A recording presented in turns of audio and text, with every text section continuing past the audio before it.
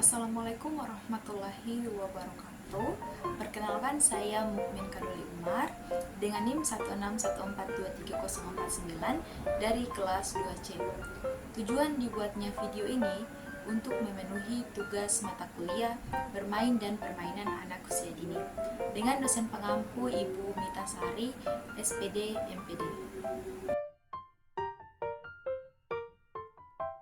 Di sini kita akan membahas mengenai bermain dan permainan.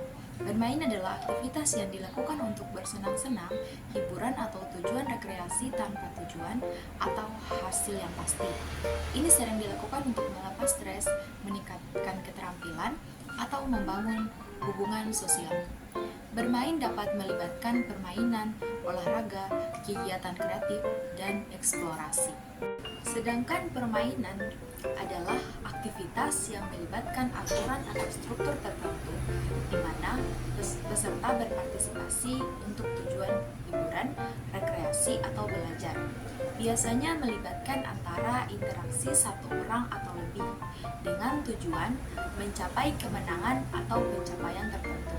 Permainan dapat berupa permainan fisik seperti olahraga, permainan papan, permainan video, atau permainan peran. Tujuan utamanya adalah untuk menghibur dan memberikan pengalaman positif kepada anak. Ada beberapa teori bermain. Yang pertama, teori pembelajaran sosial. Teori ini menekankan peran observasi dan peniruan dalam pembelajaran anak.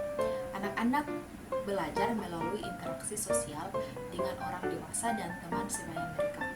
Dalam konteks bermain, anak-anak meniru perilaku yang mereka amati dari orang dewasa atau teman sebaya mereka. Yang kedua, ada teori pengembangan kognitif James Piaget.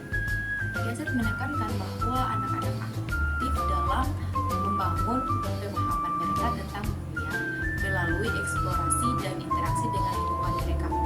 Dalam bermain, anak-anak menggunakan imajinasi mereka untuk bereksperimen dengan konsep-konsep baru dan mengembangkan keterampilan kognitif seperti pemecahan masalah dan berpikir kritis.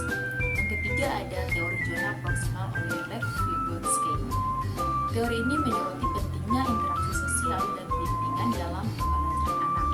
Dalam konteks bermain, anak-anak sering bermain dengan orang dewasa atau teman sebaya yang memiliki tingkat kemampuan yang lebih tinggi, memungkinkan mereka untuk belajar dan berkembang melalui bimbingan dan dukungan. Dan yang terakhir adalah teori pilihan dan kontrol oleh Albert Bandura. Teori ini menggarisbawahi pentingnya memberikan anak-anak kontrol atas lingkungan mereka. Hal ini memungkinkan anak-anak untuk merasa memiliki pengalaman mereka sendiri dan memfasilitasi perkembangan kemandirian. Banyak orang yang bertanya, mengapa anak-anak itu perlu atau harus bermain? Yang pertama, karena bermain merupakan cara alami bagi anak-anak untuk belajar dan mengembangkan keterampilan mereka. Melalui bermain, mereka dapat bereksplorasi, mencoba-coba, dan mengalami dunia di sekitar mereka. Ini membantu mereka memahami konsep-konsep abstrak, memperoleh pengetahuan baru, dan mengembangkan keterampilan kognitif, sosial, emosional, dan fisik. Yang kedua, karena bermain juga merupakan cara bagi anak-anak untuk melepaskan stres. Dengan mengekspresikan emosi mereka, ini dapat membantu mereka mengatasi kecemasan, kekhawatiran, dan ketegangan yang mungkin mereka alami. Yang ketiga, aktivitas fisik dalam membantu anak-anak untuk membangun kekuatan, keseimbangan, koordinasi, dan keterampilan motorik. Ini penting untuk fisik dan perkembangan tubuh mereka. Yang keempat, kreativitas. Bermain memberikan anak-anak kesempatan untuk menggunakan imajinasi mereka dan menciptakan dunia mereka sendiri. Mereka dapat mengembangkan kreativitas mereka seperti bermain peran, seni, dan kerajinan, serta bereksperimen. Yang kelima, pengembangan sosial emosional. Bermain sesama teman sebaya atau anggota keluarga memungkinkan anak-anak untuk belajar tentang berbagi, bekerja sama, dan berkomunikasi. Ini membantu mereka membangun keterampilan sosial dan emosional yang penting untuk berinteraksi dengan orang lain di masa depan nanti. Dan yang terakhir ada kemandirian. Bermain memberikan kesempatan bagi anak bosan dan merasa memiliki pengalaman mereka sendiri. Hal ini dapat membantu mereka membangun rasa kemandirian dan percaya diri. Pun beberapa pandangan baru mengenai bermain. Yang pertama, bermain sebagai sarana untuk pengembangan keterampilan hidup. Bermain dipandang sebagai sarana untuk mengembangkan keterampilan hidup yang penting, seperti keterampilan sosial, pemecahan masalah, kerjasama, dan pengelolaan emosi. Aktivitas bermain dapat memberikan anak-anak kesempatan untuk menghadapi tantangan, mengatasi kegagalan, dan belajar dari pengalaman. Yang kedua, bermain dalam era digital. Dengan kemajuan teknologi, pandangan baru tentang bermain juga mencakup integrasi teknologi dalam pengalaman bermain anak-anak.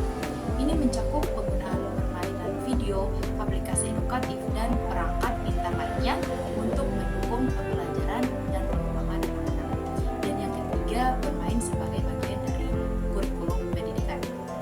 Semakin banyak lembaga pendidikan mengakui pentingnya bermain dalam pendidikan anak usia dini, bermain diintegrasikan ke dalam kurikulum formal sebagai bagian penting dari pengalaman belajar anak-anak dengan penekanan pada pembelajaran yang menyenangkan, bermakna, dan holistik.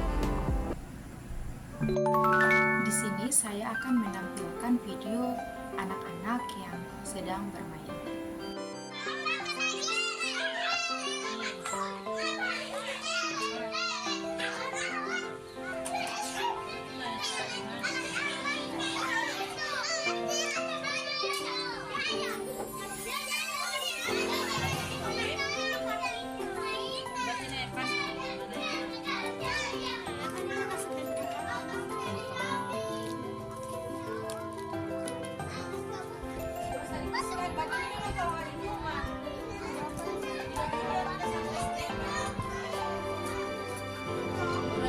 Dari materi yang saya jelaskan tadi dapat saya simpulkan bahwa permainan yang dirancang dengan mempertimbangkan prinsip-prinsip dapat menjadi alat yang kuat untuk mendukung perkembangan anak usia dini secara holistik.